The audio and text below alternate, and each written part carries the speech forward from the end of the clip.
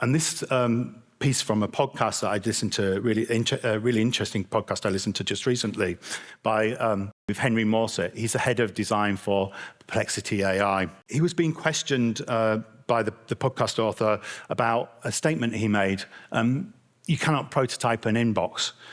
Just to give you the proper context, before he worked here, he was a designer on Gmail when they were doing all of the clustering, where they were bucketing emails together into like promotional, social, and things like that. He was part of the team that did that. And he explained the reason why he came to this conclusion was that when they started to do the UI and test the navigation, they just didn't get any of the feedback or the right types of feedback, because the users had to actually see their own emails being put through this sort of data algorithm to actually understand what the impact would be. Just telling them, oh, we're going to give you a tab that has promotional and social in it, just wasn't enough. They had to live within the data, their own emails.